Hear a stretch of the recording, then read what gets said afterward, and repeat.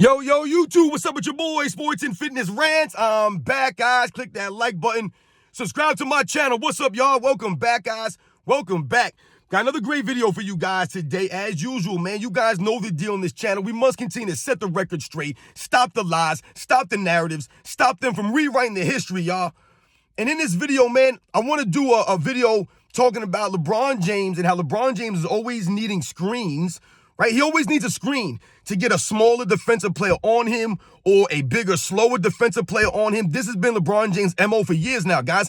And we're going to talk about that in relation to Michael Jordan and Michael Jordan's triple threat position. Because I've told you, man, Michael Jordan, the triple threat is unmatched, guys, in the history of the league, man. Michael Jordan, we're going to talk about how Michael Jordan utilized the triple threat the way that LeBron James doesn't really seem to be able to utilize, man. We're going to talk about it in this video, guys.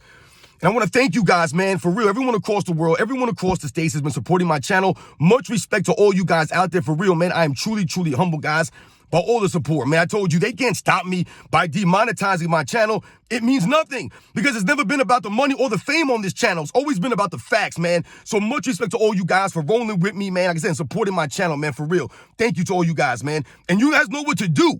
Turn the volume all the way up. Hit that play button. Remember, these videos are for educational purposes. And let's roll.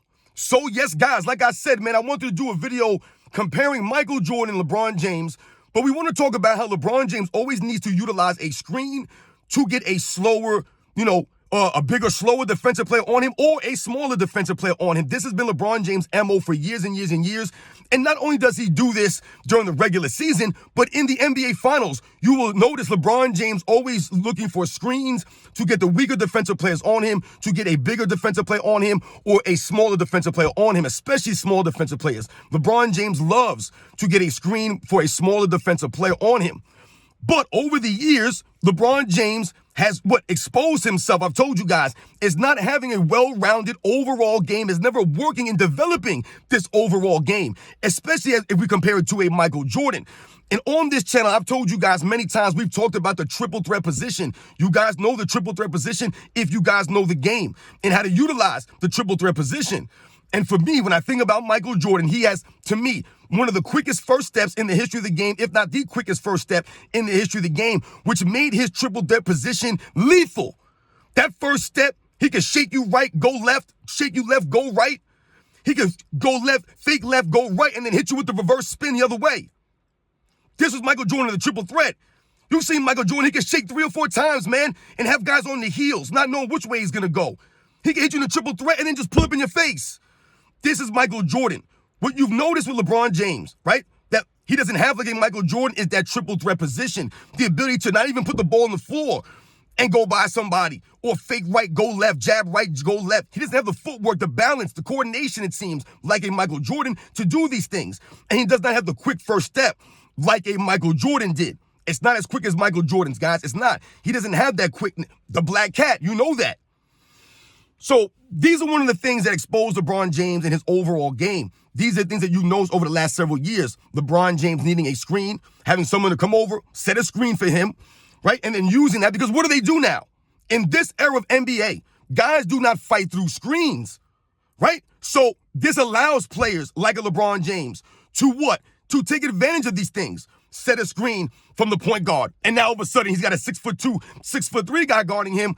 But they want to talk about Michael Jordan and the size of the defenders guarding Michael Jordan. When you saw shorter players guarding Michael Jordan during his career, right? The John Stocktons, the Jeff Hornaceks, the Joe Dumars, any of these players that may have been perceived as shorter, the Gary Paytons, whoever it was. For each one of those guys, there were guys that were guarding him that were taller, as tall or taller. The Clyde Drexlers, the Gerald Wilkins, the Derek McKees, the Dennis Johnsons, guys like that. So when we talk about these players, the Alvin Robertsons, So when we think about that aspect and we think about guys switching screens and LeBron James having shorter players on him, this exposes this era because back in the day, guys fought through screens. You had to actually set a screen to get a player off you. You had to set screens back in them days because guys would fight through these things. They didn't just switch everything all willy-nilly. These guys are out there lollygagging. There won't even be a real screen set on a player, and these guys are switching. Before the screen's even set, they're switching up and they got a mismatch going. They do this all the time in the NBA. It's laughable, guys. This is what I'm talking about. It makes you scratch your head with the coaching, right?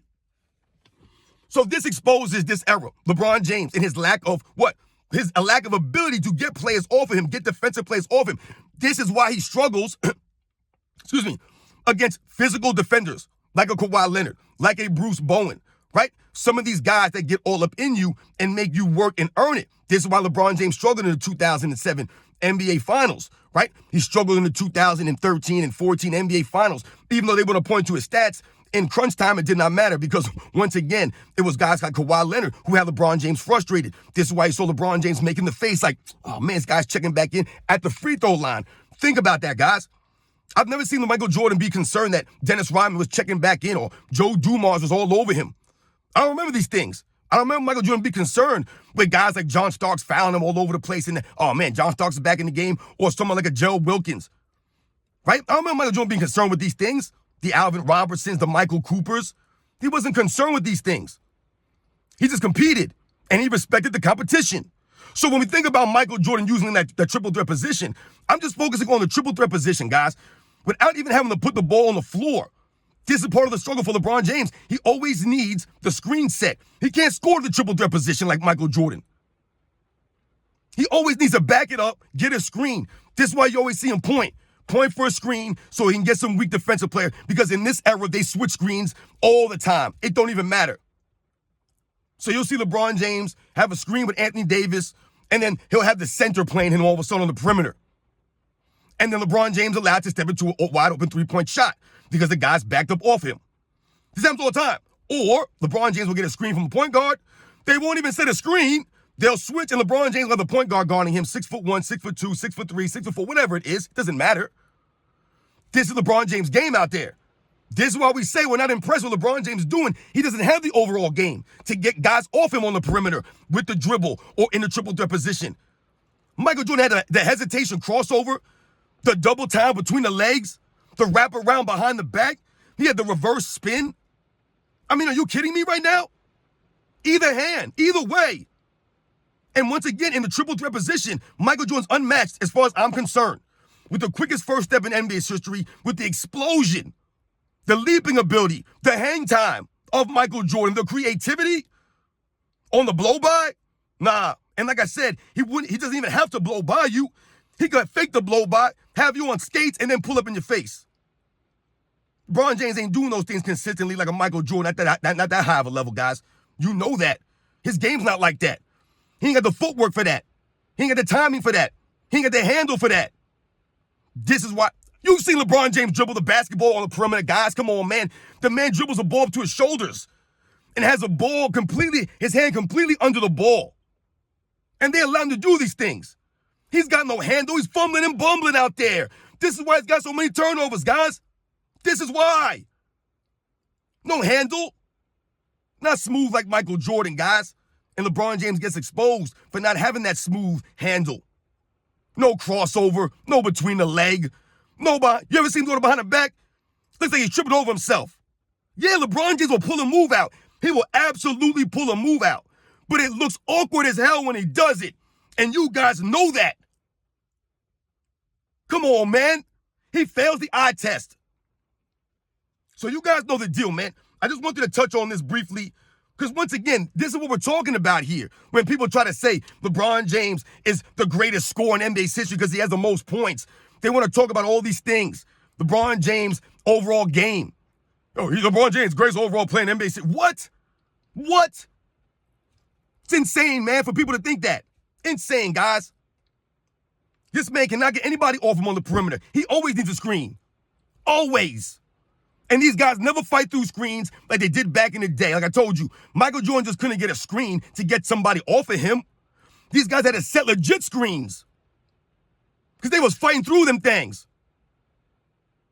Wasn't out there going against these guys all the time because they were switching screens. In a much more physical era. Talk about LeBron James, man. Stop them. Once again, guys, this is no disrespect. Hey, LeBron's an all-time great, man. He's an all-time great. I've always told you guys this. But we're talking about comparing to Michael Jordan. And this is where LeBron James comes up small. This is when he gets exposed. This is not a diss or a hate on him. You're comparing him to Michael Jordan. And damn it, you got to stop doing this. The man always needs a screen. Always needs a screen to get some dude on him. Think Think about game one of the 2018 NBA Finals, guys. Game one of the 2018 NBA Finals. If you guys remember the play at the end of that regulation when he passed the ball to George Hill, he had Steph Curry on him. If I remember correctly, he had Steph Curry on him during that play. And he drives the lane, and once he gets in the lane, he doesn't want the contact, so he dishes it off to George Hill. One of the most bonehead plays in an NBA Finals game. This is what I'm talking about, guys. Trying to get the small defenders on him to take advantage, but at crunch time, he still comes up small because he's got the mental weakness, man. He don't want to go to the free throw line, so he put George Hill there. Think about that. He put George Hill in the free throw line because he didn't want to go there. They were down one. Remember, they were down one. George Hill hit one and missed one. LeBron James didn't want to go there. This man don't do it like that. Always needs to screen for a smaller, weaker defensive player on him, man. He was doing it in the finals all the time, trying to get Steph Curry on him, trying to get this guy on him.